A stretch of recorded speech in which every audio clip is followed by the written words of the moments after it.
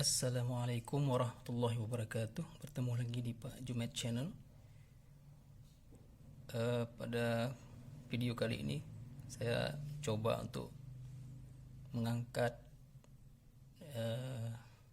topik tentang beberapa kelemahan penjumlahan cara lama. Ini merupakan video lanjutan dari video sebelumnya.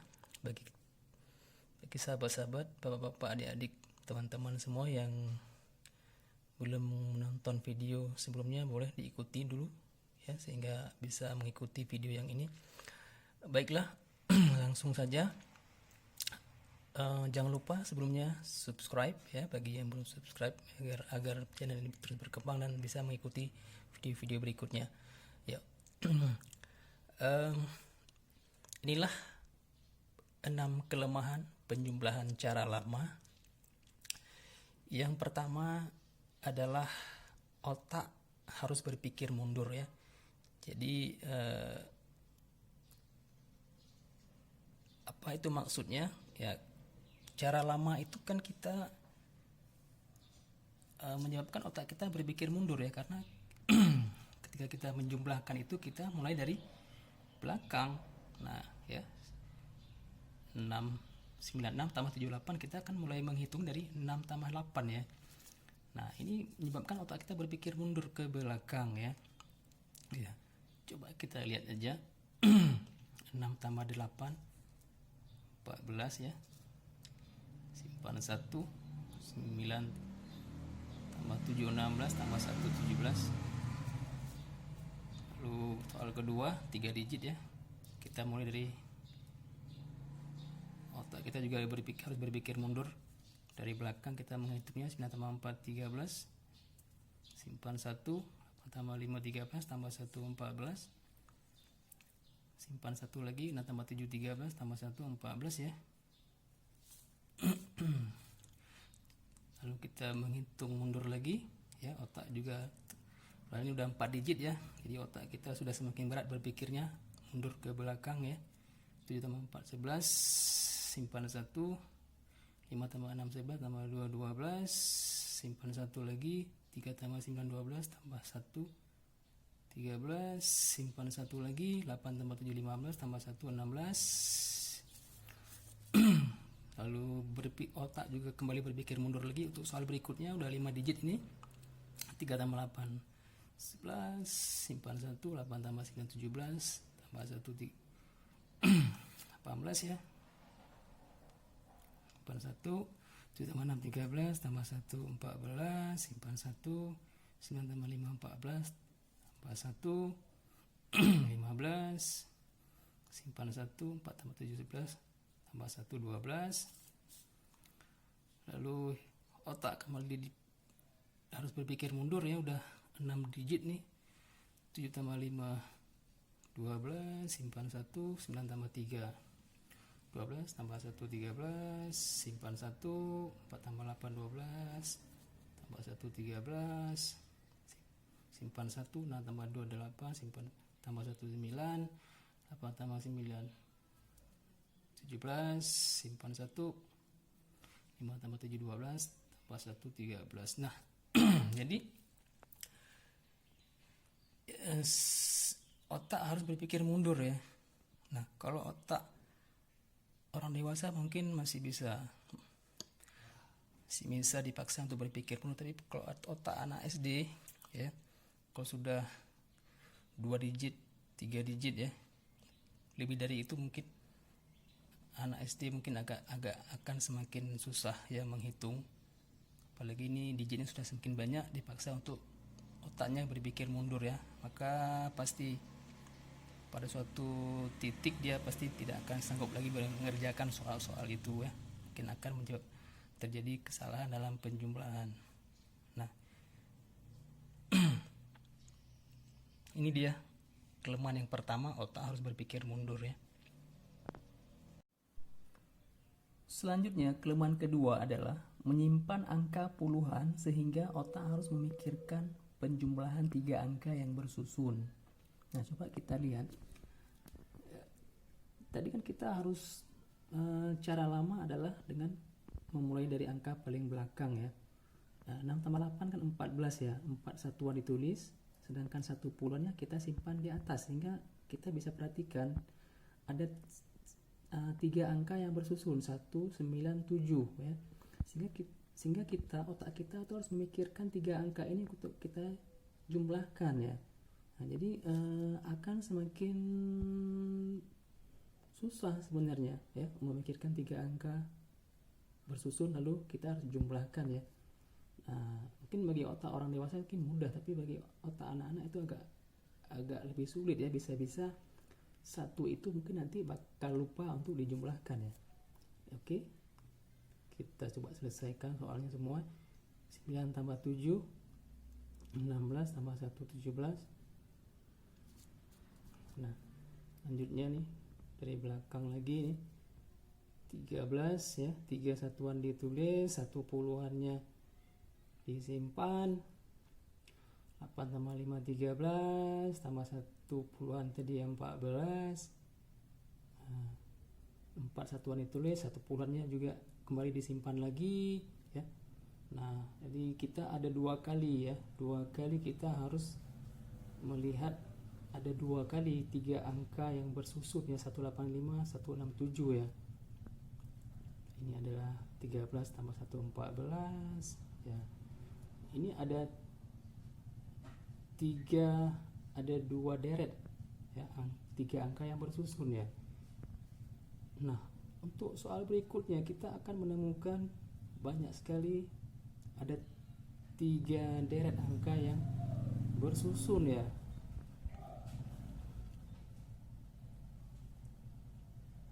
Tujuh tambah 4 11 ya. Nah, di sini kita melihat nih satunya sudah ada 3 angka yang bersusun ya. Satu untuk kolom yang pertama ini 5 tambah 6 11 tambah 1 12 ya, simpan satu lagi ya. Nah, kembali ada 3, ada untuk deret kedua nih ya, 3 angka yang bersusun ya.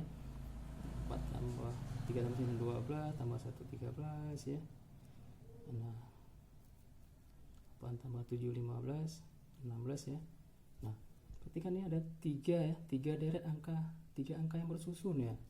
Untuk 4 digit, berarti kalau 5 digit itu pasti akan memunculkan 4 deret angka yang bersusun. Kalau 6 digit maka akan memunculkan 5 angka yang bersusun. Nah, itu akan semakin berat ya otak kita untuk mengerjakannya. Apalagi ini otak anak-anak ini ya. Nah,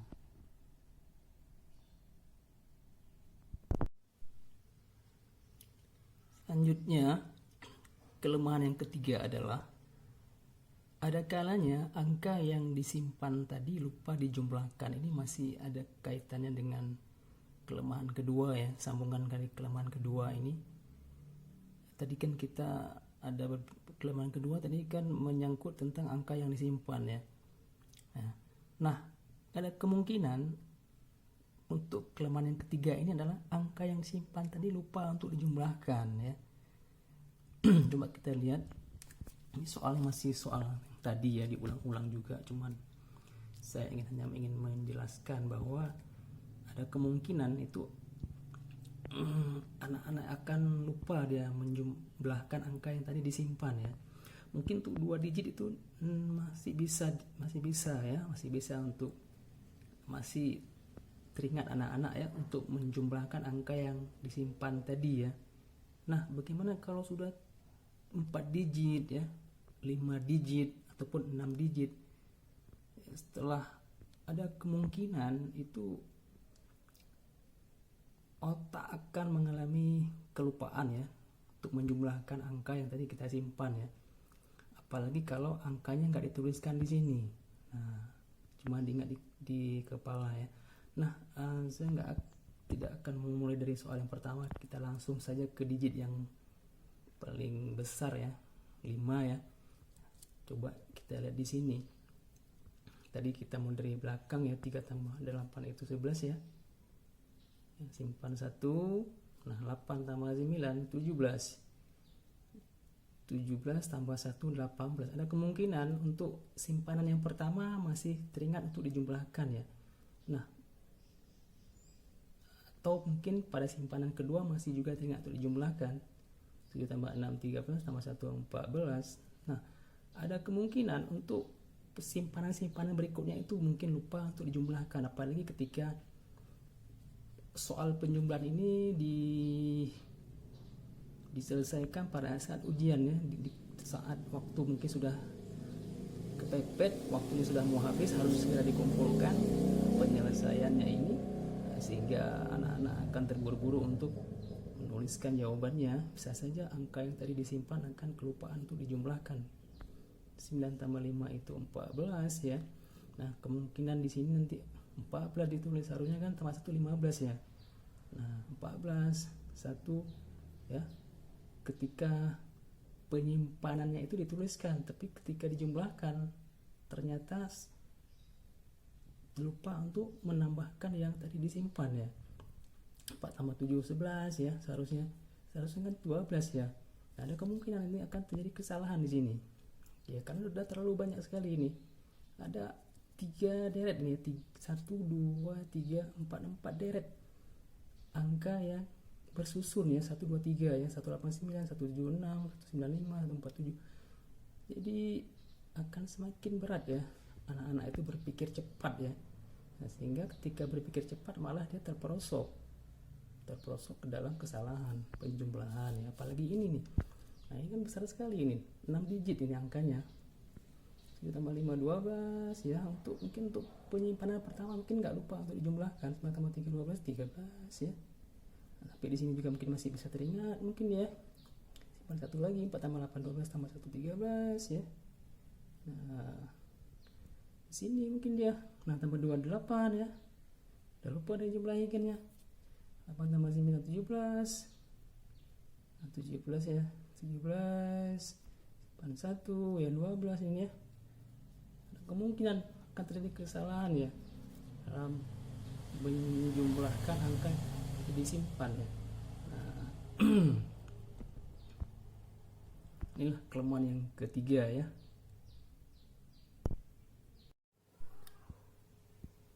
Selanjutnya, kelemahan keempat adalah hanya bisa dikerjakan dengan cara bersusun ke bawah. Nah, ini yang paling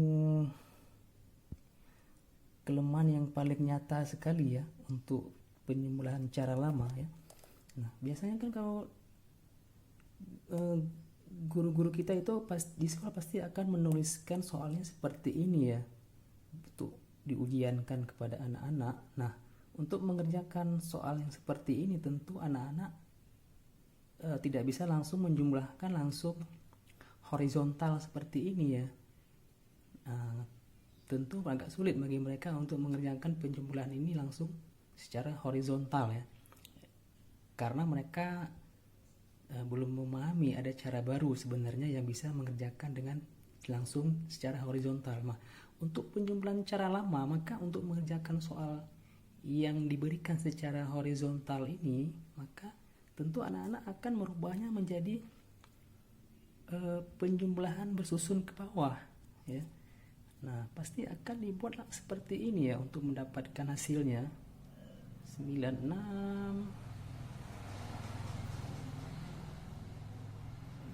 ditambah 78 ya. Nah, pasti akan dibuat seperti ini ya, bersusun ke bawah ya.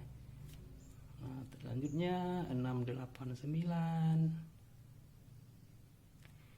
disusun ke bawah ya, 754 ya. Nah, selanjutnya 8357 disusun ke bawah ya, penjumlahannya 964. Nah, selanjutnya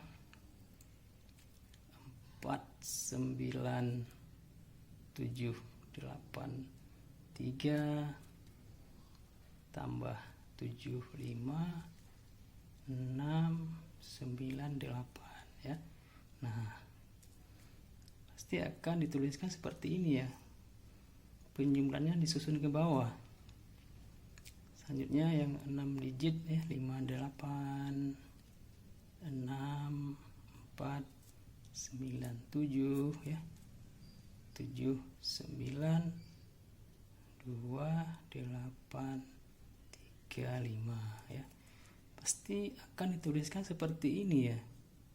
Nah, selanjutnya tentu akan jumlahkan dari belakang ya, seperti tadi di awal sudah diberikan penjelasannya. Inilah dia kelemahan kedua ya. Sedangkan metode baru, penjumlahan cara baru itu tanpa harus disusun ke bawah, anak-anak langsung bisa menjumlahkan ya secara horizontal. Nah, nanti kita akan dijelaskan ya, nanti akan saya jelaskan bagaimana metode yang penjumlahan cara baru ya. Kita lihat dulu kelemahan-kelemahan di dalam penjumlahan cara lama ya. Nah, ini yang paling mencolok sekali nih. Kelemahan yang keempat ini yang paling nyata sekali ya, yang akan langsung kelihatan ya kelemahan ini ya. Hanya bisa disusun ke bawah ya. Nah, hanya bisa dikerjakan dengan cara bersusun ke bawah. Selain itu tidak bisa dikerjakan ya. Tentu akan membingungkan bagi anak-anak. Kelemahan selanjutnya, kelemahan yang kelima adalah waktu penyelesaian akan semakin lama dan terasa lebih susah jika angka yang diberikan lebih dari 3 digit ya. Misalnya 4 digit, 5 digit, 6 digit, 7 digit, 8 digit, 9 digit, 10 digit, dan seterusnya ya. Nah, jadi coba kita lihat nih ya, apa maksudnya. Jadi kalau seandainya guru di sekolah itu memberikan soal yang digitnya itu 3 digit ke atas ya, 4, 5, 6, 7, 8, 9, 10 ya, dan seterusnya ya. Maka waktu anak untuk menyelesaikan soal seperti ini tentu akan semakin lama dan terasa lebih susah ya. Nah, coba kita perhatikan, ini adalah 4 digit ya. Ini 4 digit. Nah, ini 4 digit nih ya. Ada 4 digit.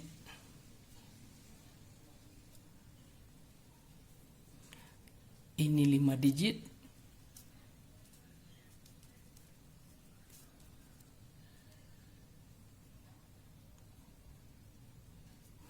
Ini 6 digit.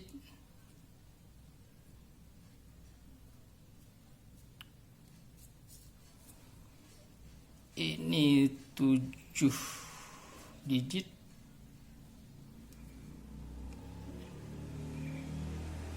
Ya, coba bayangkan ini. Begitu susahnya ya angka-angka yang diberikan ya. Ya, karena menggunakan penjumlahan cara lama, maka semakin banyak digitnya tentu akan semakin membingungkan anak-anak ya. Ya, karena kalau menggunakan penjumlahan cara lama itu kemampuan anak itu ada keterbatasannya ya. Dia tidak mungkin bisa mengerjakan berbagai jenis soal dengan digit yang semakin banyak ya. Kan ada keterbatasan kemampuan anak untuk memikirkannya ya, dan semakin banyak waktu yang dihabiskan untuk mengerjakan ya. Karena kalau soalnya seperti ini, maka anak-anak tentu akan merubahnya dalam bentuk bersusun ke bawah ya. Coba bayangkan ini, digitnya sangat banyak sekali ini. Tentu akan membutuhkan waktu yang sangat banyak untuk menyelesaikan soal-soal seperti ini ya, dengan menggunakan penjumlahan cara lama. Maka perlu ya bagi kita untuk mulai memperkenalkan cara baru ya, sehingga berapapun digit yang diberikan, maka anak akan dengan mudah untuk mengerjakan dalam waktu yang cepat. Selanjutnya, kelemahan keenam ya, ataupun kelemahan yang terakhir, otak akan mengalami kelelahan berpikir jika soal yang harus diselesaikan lebih dari 5 soal dengan digit yang lebih dari 3 angka. Tanda otak lelah adalah kesalahan dalam melakukan penjumlahan. Nah, jadi jika anak-anak kita di sekolah ya, terutama anak yang masih SD domin, mengerjakan soal penjumlahan dengan menggunakan cara lama, maka akan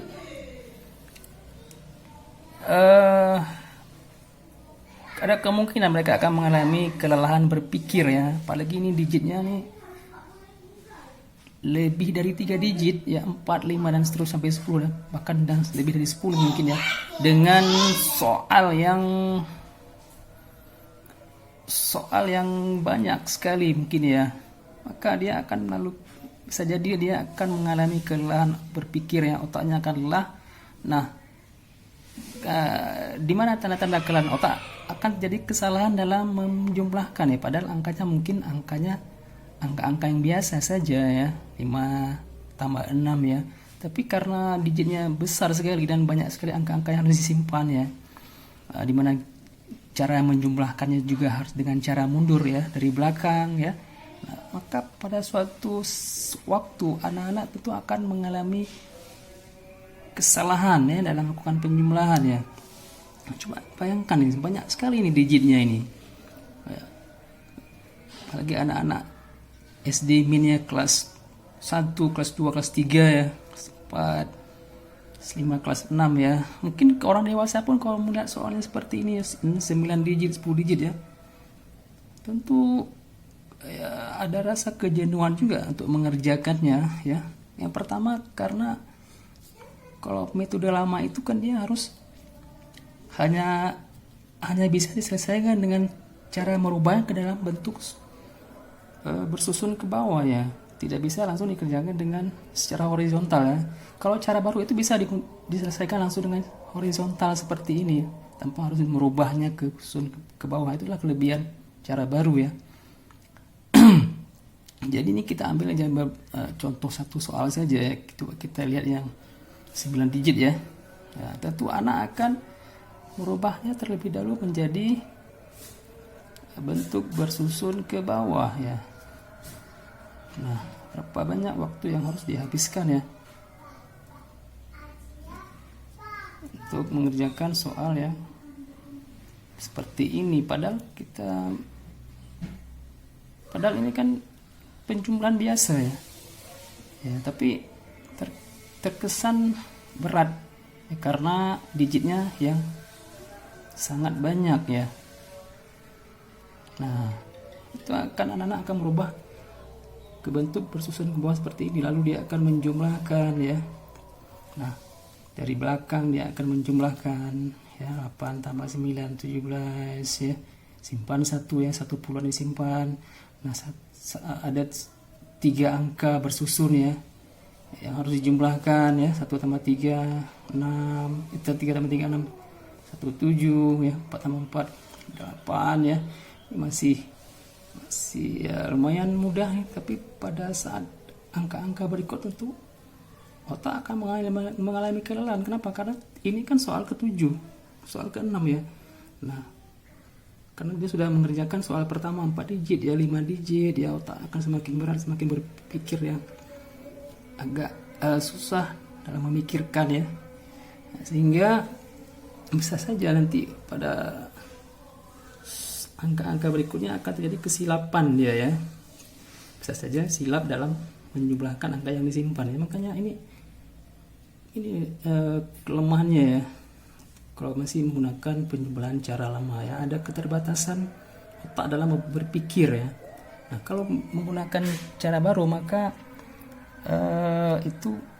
walaupun digitnya banyak tapi otak mudah untuk mengerjakannya ya, karena dari depan ya, karena memang secara alamiah ya otak manusia itu mudah memikirkan sesuatu itu dari depan ya, maju ke depan dia ya, dari depan ataupun berpikir maju ya, dibandingkan dengan berpikir mundur.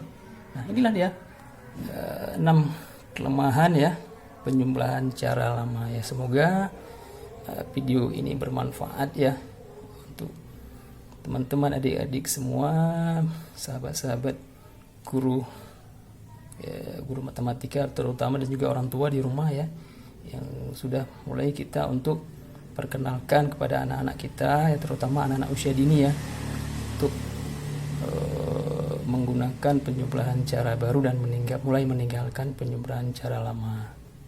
Demikian video kali ini, jangan lupa di subscribe ya, sehingga tidak ketinggalan video-video berikutnya. Terima kasih. Assalamualaikum warahmatullahi wabarakatuh.